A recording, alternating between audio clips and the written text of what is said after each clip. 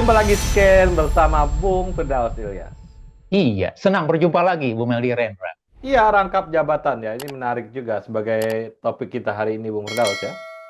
Dan eh, di tingkat RT saja, Bung Firdaus, rangkap jabatannya bikin ya, ya tingkat rumah tangga atau apa itu kan bikin sulit ya. Apalagi kita rangkap jabatan di urusan negara gitu ya. Dan sebuah tradisi panjang sebenarnya rangkap jabatan ini ya tidak bagus ya. Jadi orang nggak fokus gitu untuk melakukan itu. Tapi dalam konsolidasi politik Prabowo, dia melakukan rangkap jabatan sebagai alat konsolidasi politik, Bung Firdaus. Dan saya kira ini yang saya bilang ya, Prabowo juga sebenarnya banyak cacat-cacatnya sebagai presiden yang terpilih yang tidak bisa melihat bagaimana menyelesaikan masalah dengan baik gitu ya. Dan problem ya kabinet gemuk rangkap jabatan ini nggak selesai udah dalam masuk dalam ya menjelang 1 tahun Prabowo ini tidak selesai. Saya kira kita harus mengkritik lebih keras urusan rangkap jabatan dan kabinet gemuk dan segala hal yang tidak efisien, termasuk marching band Bung Firdaus ya. Presiden marching band Indonesia Prabowo ini harus kita kritik dan karena itu menghabiskan dana-dana dari APBN dan dana dari rakyat yang diambil dari rakyat untuk negara hanya untuk ya seperti yang sepele marching band saya kira dan banyak lagi termasuk rangkap jabatan ini segera dituntaskan Bung Firdaus. Iya, Bu Meldi. Di tengah popularitas Presiden Prabowo yang tinggi, Bu Meldi ya, beberapa survei di awal pemerintahannya, di awal ya 100 hari atau beberapa bulan, dan sekarang sudah masuk bulan 9 bulan kalau tidak salah ya, ya sebentar lagi Oktober begitu ya. Tapi kalau kita lihat dari banyak program-program populis Presiden Prabowo begitu ya, yang notabene mendapat respon baik dari publik, tapi juga ada dualisme dalam sisi pelaksananya Bu Meldi. Ada semacam ambiguitas atau ketidakkonsistenan begitu ya. Satu sisi Presiden bicara efisiensi anggaran, tapi di sisi lain kita melihat ada beberapa item yang tidak konsisten atau tidak sejalan yang notabene menghambur-hamburkan atau mengeluarkan biaya tinggi begitu. Pada satu sisi Presiden Prabowo mengatakan tidak ada toleransi untuk koruptor kalau perlu dikejar oleh Kopassus misalnya begitu ya, ada pemberian semacam sanksi yang berat di sana.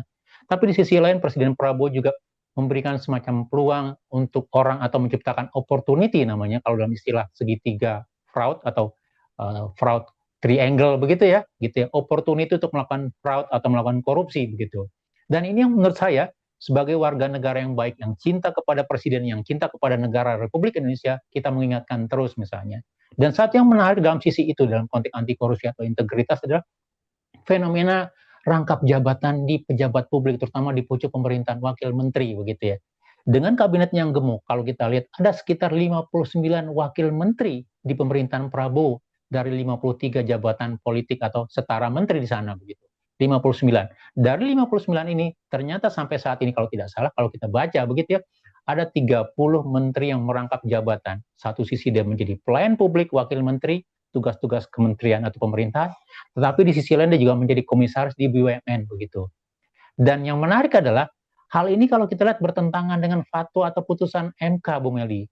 Mahkamah Konstitusi terakhir mengeluarkan putusan yang baru, putusan 21 yang dibacakan 17 Juli kemarin mengatakan bahwa dia menstate lagi mengatakan bahwa wakil menteri juga merupakan jabatan publik yang diangkat oleh presiden begitu ya. Karena menteri tidak boleh melakukan rangkap jabatan karena dia juga sangat diangkat oleh presiden gitu, jabatan publik juga, maka diberlakukan sama, maka wakil menteri tidak boleh merangkap jabatan lain di dalam pemerintahan begitu. Tetapi faktanya masih banyak kementerian BUMN atau Danantara yang mengangkat wakil menteri begitu ya untuk menjadi jabatan lain terutama di komisaris BUMN atau perusahaan-perusahaan negara. Dan saya dengar gitu ya, masih ada beberapa jabatan-jabatan lain yang ditunggu akan dibagi oleh sisa wamen yang belum mendapatkan jabatan komisaris di BUMN begitu. Tentu hal ini menjadi pertanyaan kita, apakah ini juga menjadi salah satu isu yang penting gitu, bertentangan dengan etika, bertentangan dengan semangat.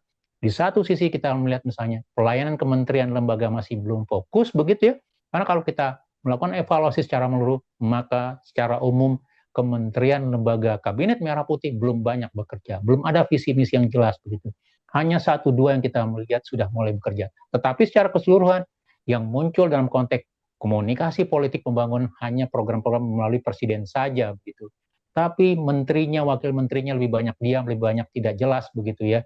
Mungkin karena masih juga sibuk dengan jabatan lain selain wakil menteri, tetapi juga sibuk melihat misalnya jabatan-jabatan keuangan, jabatan-jabatan di kementerian atau jabatan di badan usaha, Bu Meldi. Iya nih, kita analogikan lah, Bung Firdaus nih ya, supaya tercerahkan lah. Presiden Prabowo tercerahkan ya. Jadi kalau dalam sebuah masjid dia juga marbot, dia juga yang azan, dia juga jadi imam, dia yang ceramah, Bung Firdaus. Ini kan ya tidak, dia semua pahala diambil gitu, Bung Firdaus. Saya kira ini yang perlu pelajaran buat kita ya, karena resource di Indonesia itu besar, orang-orang pintar juga banyak. Jadi kalaupun ada jabatan-jabatan strategis yang harus dikelola oleh para profesional atau orang-orang yang mengerti di bidang itu saya kira diberikan ke orang yang mampu di situ ya. Misalnya di komisaris Pertamina, orang yang tidak pernah mengetahui bisnis Pertamina, minyak misalnya, kita taruh menjadi komod, menjadi apa yang tidak ada dalam sebuah portofolio dia pernah melakukan itu. Saya kira ini kan tidak make sense orang mendapat jabatan itu gitu. Ini yang saya kira perlu dikaji ulang lagi Presiden Prabowo. Di Indonesia itu banyak sekali orang pinter, tapi kasihlah ke mereka untuk jabatan-jabatan yang sangat teknokrasi. Jangan kita masuk dalam jebakan-jebakan politik power dan mengalahkan teknokrasi. Jadi semua jabatan teknokrasi kasih ke profesional, ke teknolog ya, ke ekonom-ekonom dan segala macam yang banyak di Indonesia. Jangan diberikan kepada orang-orang politik karena dia punya sejarah dengan Pak Prabowo segala macam dan punya sumbangsih pemenangan Prabowo. Saya kira bukan itu esensinya. Orang melakukan pemenangan Prabowo karena urusan-urusan kepentingan nasional yang sejalan dengan dia dan dia tidak butuh pamrih gitu Bung Firdaus, dan itu adalah bagian dari dia berkontribusi untuk bangsa dan tidak perlu dikasih jabatan, berikan kepada teknokrat, teknolog, ekonom dan sebagainya Bung Firdaus. Iya betul, dan kita kembali mengingatkan kepada Presiden Prabowo, jajaran pimpinan negara Indonesia misalnya, bagaimana janji di awal mereka mengatakan mereka akan memilih orang sesuai dengan kompetensinya, zakon kabinet gitu, right man on right place begitu, ya. Bukan karena dukungan partai politik atau kepentingan tertentu atau imbal balik tertentu. Dan juga dikatakan di dalam sumpah awal Presiden Prabowo ketika dilantik di MPR adalah bahwa abdi atau kepentingan mereka adalah kepada kepentingan publik, bukan kepentingan kelompok atau golongan tertentu, partai politik atau perusahaan tertentu misalnya. Jadi saya pikir saatnya Presiden Prabowo, kalau kita bicara rangkap jabatan dalam pemerintahan sipil, dalam jabatan publik untuk meninjau kembali, kemudian menarik para wamen yang menjabat di dalam komisaris atau pejabat penting di dalam direksi atau BUMN, Bu Meli, mengembalikan kepada jabatan profesional gitu ya. Karena apa? Karena kalau kita lihat tentu ini akan menjadi suatu yang presiden buruk pada pemerintahan Prabowo. Kita tidak ingin Presiden Prabowo juga nanti mendapatkan begitu banyak catatan-catatan buruk begitu. Bahkan kalau kita katakan misalnya mungkin nanti ada yang 1-2 yang terjerumus dalam dugaan atau indikasi tindak pidana korupsi begitu ya, dan itu sangat merugikan rakyat, bertentangan sekali dengan asa cita yang dibangun oleh Presiden Prabowo begitu. Maka kita dorong misalnya Presiden Prabowo, karena MK juga sudah mengeluarkan fatwanya sebagai bagian terbesar dalam konstitusi Indonesia, misalnya tafsir terbesar begitu tertinggi misalnya, maka rangkap jabatan oleh wamen itu tidak perlu dan tidak diperbolehkan begitu. Termasuk juga menertibkan di Kementerian BUMN para pejabatnya, termasuk juga para pejabat di Danantara yang sekarang menjadi begitu sangat dicari-cari oleh orang, insya Allah jadi komisaris Bu Meldi begitu ya. Semua sibuk mencari pejabat Danantara begitu ya, agar bisa mendapatkan posisi tertentu misalnya.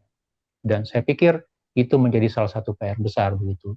Dan yang berikutnya kalau kita lihat tentu misalnya ini juga menjadi sebuah pembelajaran penting ya gitu ya. Karena kalau kita katakan bagaimana kinerja-kinerja publik itu jauh lebih dipentingkan begitu ya. Apalagi Pak Prabowo juga memberikan semacam tunjangan kinerja yang baik, insentif yang baik, kenaikan gaji di sana sini begitu ya. Artinya apa?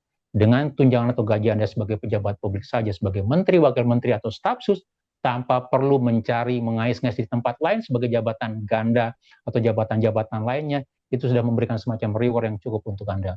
Kembalilah Anda bekerja dengan program-program yang jelas, yang penuh inovasi begitu ya. Gitu. Jadi saya pikir ini menjadi satu olok-olok besar untuk kita begitu ya, bahwa Presiden Prabowo dengan semangat anti korupsinya yang berkuar-kuar, yang membara begitu ya, tetapi membiarkan benturan kepentingan. Presiden Prabowo dengan kejaksaan yang begitu semangat sekarang melakukan penindakan kasus korupsi, tetapi memberikan kesempatan dengan benturan kepentingan begitu ya untuk melakukan korupsi dalam jajaran kabinetnya. Belajarlah dari kasus Nadiem Makarim misalnya, bahwa benturan kepentingan itu menjadi pendorong utama peluang untuk menjadi penyimpangan. Jadi sekali lagi dengan bentuk itu kita lihat misalnya ada satu jabatan-jabatan yang bisa kita koreksi, ada kebijakan-kebijakan yang bisa kita koreksi bersama, dan itu menjadi bentuk penyemangat kita untuk presiden atau pemerintahan Prabowo Subianto, Bung Eli. Iya, ini kan plus minusnya Prabowo juga ada, Bung Pres. Ada dia kuat di urusan pemberantasan korupsi ya, kemudian dia terlalu lemah dalam bentuk kolusi nepotisme gitu ya. Korupsinya udah beres nih, kolusi nepotismenya nggak beres gitu. Jadi ini yang harus di tiap kritik atau suara dari para masyarakat ini harus didengar ya. Jadi Prabowo melihat ya kita akan bahas kasus per kasus ya yang detail tentang itu dan itu banyak sekali. Nah sekarang kesadaran korupsi Prabowo udah bagus tapi nepotisme dan kroninya itu belum beres, belum selesai gitu ya. Saya kira untuk menjelang 1 tahun Prabowo persoalan kroni dan nepotisme ini harus dibereskan dengan segera dan kita masuk di tahun kedua Prabowo nanti akan dengan gaya yang berbeda dan lebih tajam lagi, lebih bersih lagi dan lebih berdampak lagi terhadap rakyat Indonesia, Bung Firdaus. Betul, kita ingin gerak langkah pemerintah, presiden, kemudian juga pejabat-pejabat negara itu enteng, ringan, Bung Meli. Jadi bisa gesit ke sana kemari begitu menyelesaikan persoalan publik. Tetapi kalau kakinya sudah digelondoti dengan banyak persoalan, dengan banyak titipan, dengan banyak kepentingan, maka bukan bergerak untuk kepentingan rakyat, tapi bergerak untuk kepentingan kelompok tertentu. Itu yang berbahaya begitu ya. Mumpung kita baru berjalan di awal tahun begitu ya, nanti kita masih punya kesempatan yang lain, maka saya pikir Presiden juga harus membuka diri kepada kritikan, masukan dari publik, termasuk di luar kelompok yang mengendorse kemarin dalam pemilu misalnya. Ya kampus, kemudian cerdik pandai begitu ya, kaum pengamat, akademisi, aktivis, dan segala macam. Karena tujuannya sama, untuk kepentingan kita bersama begitu. Dan dalam konteks ini ya kita berharap kita menentang adanya rangkap jabatan di kementerian atau pejabat publik, tidak hanya untuk Wamen, tapi untuk jabatan-jabatan yang lain. Gitu ya. Kita ingin tidak ada benturan kepentingan begitu ya. Karena sekali lagi benturan kepentingan merupakan pintu masuk untuk melakukan korupsi atau terjadi penyimpangan keuangan negara. Yang dirugikan adalah publik begitu ya. Sementara Anda juga kehilangan citra yang baik. Jadi sekali lagi kita berharap ada semacam perbaikan, ada niatan, ada tindakan tegas dari Presiden untuk menertibkan jabatan-jabatan rangkap atau benturan-benturan kepentingan di dalam pemerintahan atau pelayanan publik, Bung Eli. Terima kasih, Bung Firdaus. Iya, sama-sama Bung Eli. Terima kasih banyak. Salam Indonesia bersih. Salam Indonesia bersih.